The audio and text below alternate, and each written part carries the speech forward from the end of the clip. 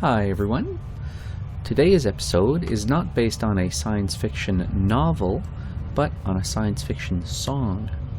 So here we are, one jump away from V1357 Cygni. Frameshift drive charging.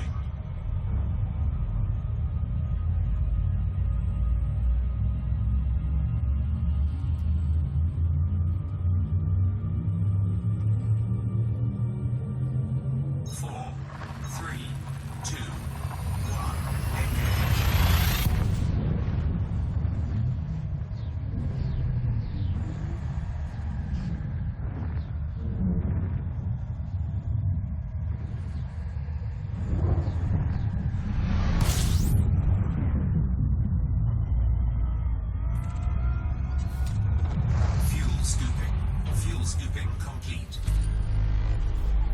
This is the location of the real universe where people first discovered what was thought to be a black hole. Here we are looking at the system map. It was detected due to the emission of high-frequency, low-wavelength X-rays, and because X-rays don't travel far in the atmosphere, they had to be measured using rockets sent to the upper atmosphere back in the 1960s.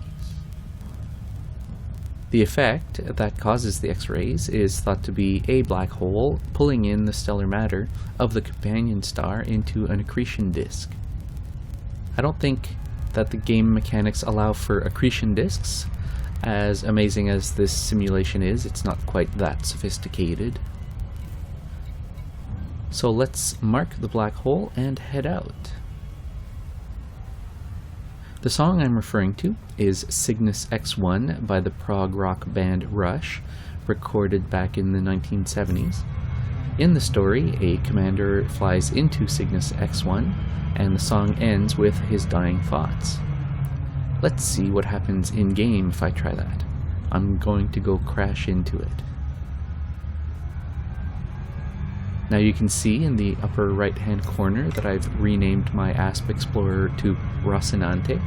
This is the name of the spaceship in the song, Cygnus X-1, named after Don Quixote's horse. I never read Don Quixote, so I don't know the relevance of that name, or why it was chosen for this song. Keen observers will, however, notice that it's also the name of the combat vessel in The Expanse. I touched in a previous episode on how there's a lot of cross-pollination in science fiction, and here's another example of that.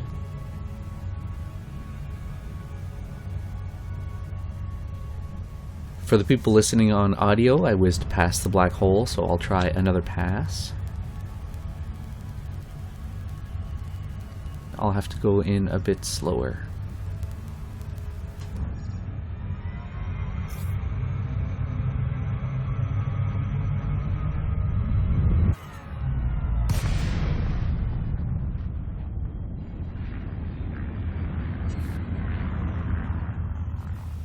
The effects around the light bending are pretty cool. When I try to run into it, I hit the exception boundary. What's neat is that you can see the exhaust of my spaceship fly into the black hole, but I can't advance any further.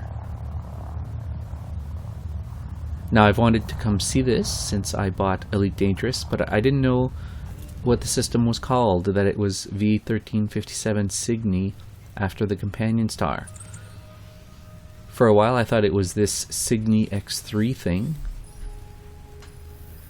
but that's way out in the middle of nowhere, and I don't even know if you can get a fleet carrier out that far. You can sort of see here on the galaxy map where it is compared to where we are at Cygnus X-1 relative to the bubble.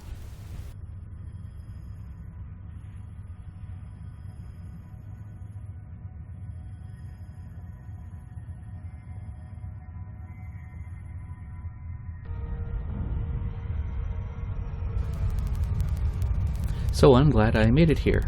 The first black hole most players encounter is probably the one at Maya, and of course there's the super huge one at Sagittarius A, which is a sight to behold. But this one is probably the most historically important one. It's somewhere the game developers should put a tourist beacon around for a history lesson. So back to the song. It ends with the pilot dying at the event horizon, but it's followed up in the subsequent album Hemispheres. I won't cover that one because it's not a space-related story anymore and has more to do with consciousness and science of mind.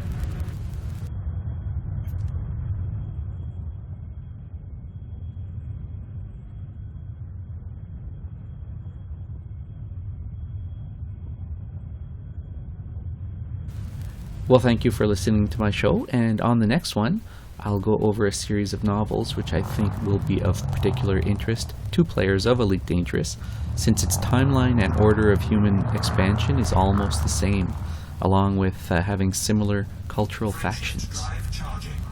Until next time, bye for now.